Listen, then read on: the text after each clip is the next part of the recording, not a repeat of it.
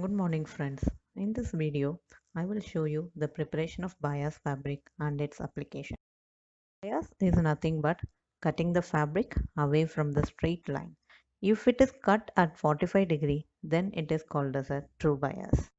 First, we have to fold the fabric in a diagonal way and mark the required width for the bias strip.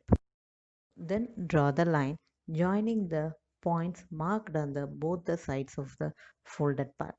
Cut the bias strips along the marked line so that we will get the bias strips from the fabric for application. These bias strips can be used for finishing the neckline, armscye in the sleeveless styles and in the hemlines.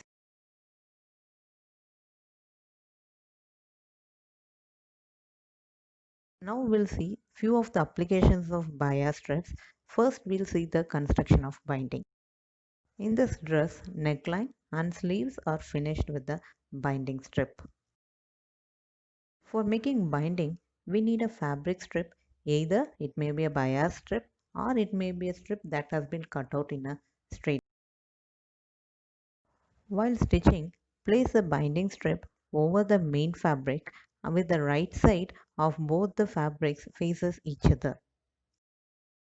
After placing the binding strip over the main fabric, give a stitch holding both the binding strip and the main fabric together.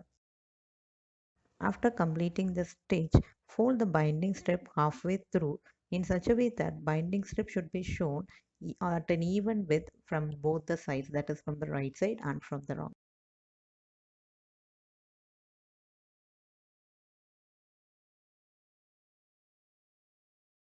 After folding the binding strip, give a stitch from that of the right side. This is the finished appearance of the binding fabric. If you see here, both the sides of the fabric shows the even width of binded part.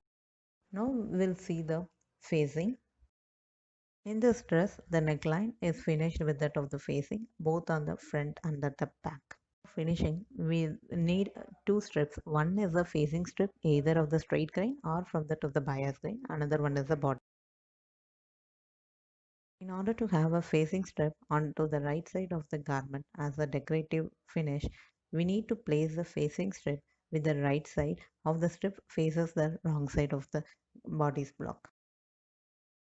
After placing the facing strip, give a stitch holding both the pieces together.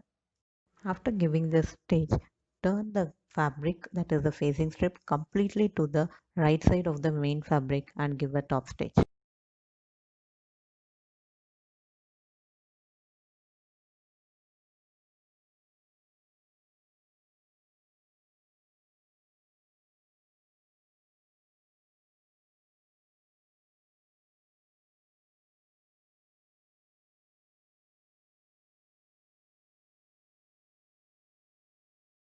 After the top stitching process, fold the other edge of the facing strip and give a stitch.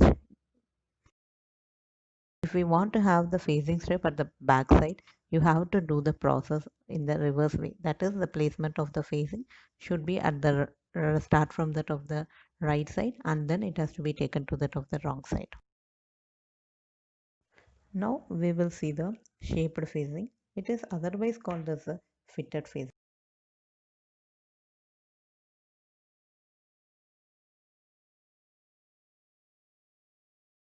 For this process, first we have to join the shoulders together with the sewing pins.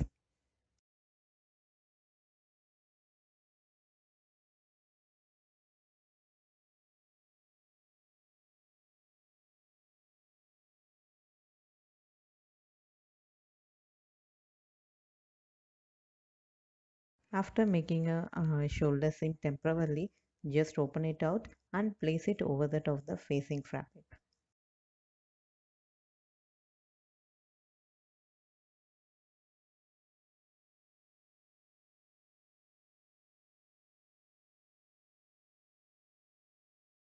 Now trace the outline of the front and the back line together onto that of the facing fabric.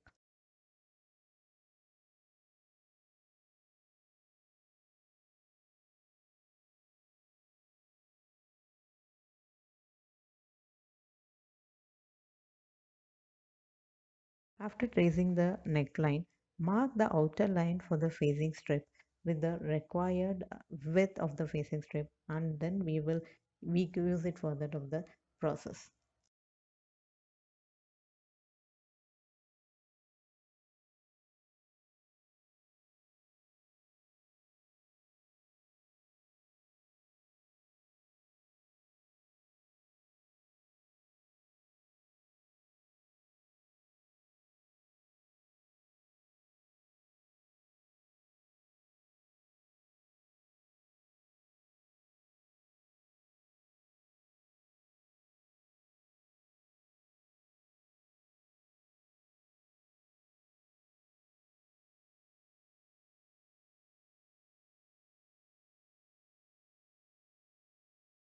After getting the strip and the bodice block, now we have to join the shoulder of both the front and the back with the plain seam.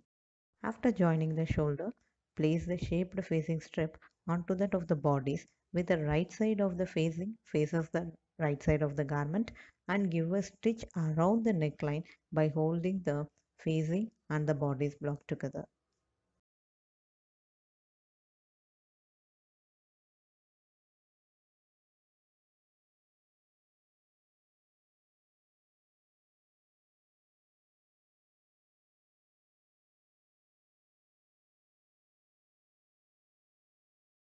After stitching around the neckline, now turn the facing strip completely to that of the wrong side and give a top stitch.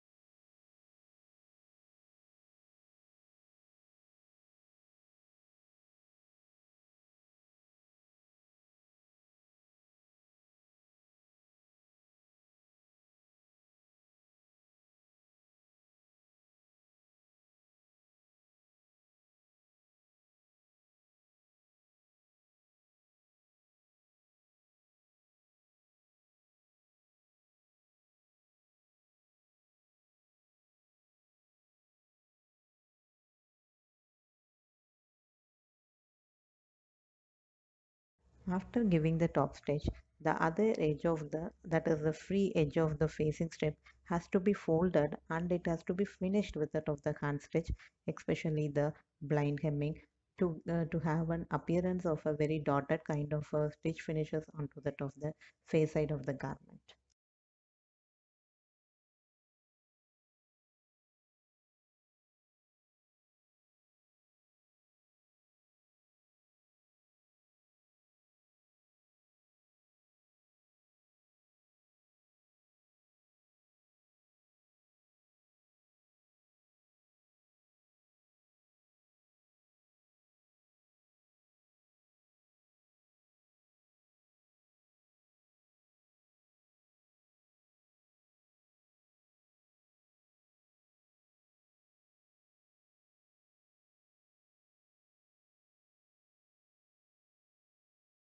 Finally, this is the finished appearance of the facing